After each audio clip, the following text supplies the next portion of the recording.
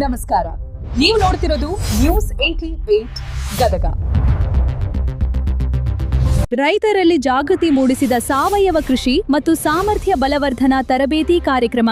ಹೌದು, ಗದಗ ಜಿಲ್ಲೆಯ ಶಿರಹಟ್ಟಿ ತಾಲೂಕಿನ ಸುಗ್ನಳ್ಳಿ ಗ್ರಾಮದಲ್ಲಿ ಇತ್ತೀಚಿನ ದಿನಗಳಲ್ಲಿ ರಾಸಾಯನಿಕ ಮುಕ್ತ ಆಹಾರ ಪದ್ಧತಿ ಹಾಗೂ ಪರಿಸರ ಸಂರಕ್ಷಣೆಗೆ ಸಾವಯವ ಕೃಷಿ ಅತ್ಯಗತ್ಯವಾಗಿದೆ. ಕೃಷಿಕರಿಗೆ ತಮ್ಮದೇ ಆದ ಸ್ವಂತ ದುಡಿಮೆಯಲ್ಲಿ ಬದುಕಲು ಈ ಕಾರ್ಯಕ್ರಮವನ್ನು ಹಮ್ಮಿಕೊಳ್ಳಲಾಗಿದ್ದು, ಒಂದು ದಿನದ ಸಾವಯವ ಕೃಷಿ ತರಬೇತಿ ಕಾರ್ಯಕ್ರಮವನ್ನು ಉದ್ಘಾಟಿಸಿ ಅವರು ಮಾತನಾಡುತ್ತಿದ್ದರು. ಪರಂಪರೆ ಮತ್ತು ಆಧುನಿಕತೆಯ ಸಮ್ಮಿಲನ ಕಾರ್ಯಕ್ರಮದ ಮುಖ್ಯ ಸಂಪನ್ಮೂಲ ವ್ಯಕ್ತಿಗಳು ಮಾತನಾಡಿ, ಮಣ್ಣಿನ ಫಲವತ್ತತೆಯನ್ನು ಕಾಪಾಡಿಕೊಳ್ಳಲು ಮತ್ತು ಗ್ರಾಹಕರಿಗೆ ವಿಷಮುಕ್ತ ಆಹಾರ ಧಾನ್ಯಗಳನ್ನು ಒದಗಿಸಲು ರೈತರು ಸಾವಯವ ಪದ್ಧತಿಯನ್ನು ಅಳವಡಿಸಿಕೊಳ್ಳಬೇಕು.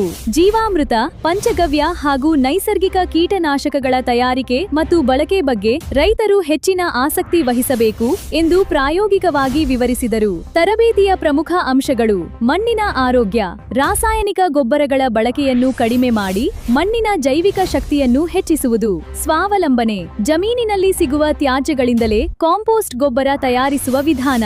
ಮಾರುಕಟ್ಟೆ ಅವಕಾಶ, ಸಾವಯವ ಉತ್ಪನ್ನಗಳಿಗೆ ಇರುವ ಜಾಗತಿಕ ಬೇಡಿಕೆ ಮತ್ತು ಉತ್ತಮ ಬೆಲೆ ಪಡೆಯುವ ಮಾರ್ಗಗಳು. ಕಾರ್ಯಕ್ರಮದಲ್ಲಿ ಸುತ್ತಮುತ್ತಲಿನ ಗ್ರಾಮಗಳ ನೂರಾರು ಪ್ರಗತಿಪರ ರೈತರು, ಮಹಿಳಾ ರೈತರು ಹಾಗೂ ಕೃಷಿ ಆಸಕ್ತರು ಸಕ್ರಿಯವಾಗಿ ಭಾಗವಹಿಸಿ ತಮ್ಮ ಸಂಶಯಗಳನ್ನು ಪರಿಹರಿಸಿಕೊಂಡರು. ಈ ಸಂದರ್ಭದಲ್ಲಿ ಕೃಷಿ ಇಲಾಖೆಯ ಆತ್ಮ ಯೋಜನೆ ದೇವರಾಜ್ ಆಚಲಕರ ಹಾಗೂ ಸಾವಯವ ಕೃಷಿಕರಾದ ಬಸವರಾಜ್ ನಾವಿ ಮತ್ತು ಕಲ್ಲಪ್ಪ ಹೋಳ್ಳಣ್ಣನವರ್ ಮತ್ತು ಶೀಲಾ ಲಮಾಣಿ ಹಾಗೂ ಅಡರಕಟ್ಟಿ ಮತ್ತು ಆದರಹಳ್ಳಿ ಗ್ರಾಮದ ರೈತರು ಮತ್ತು ರೈತ ಮಹಿಳೆಯರು, ಸುತ್ತಮುತ್ತಲಿನ ರೈತರು, ಮಹಿಳೆಯರು, ಗ್ರಾಮದ ಪ್ರಮುಖರು ಉಪಸ್ಥಿತರಿದ್ದರು. ವರದಿ ಇಮಾಂ ಸಾಬಾ ಸೊರಟೂರ ನ್ಯೂಸ್ 88 ಗದಗ.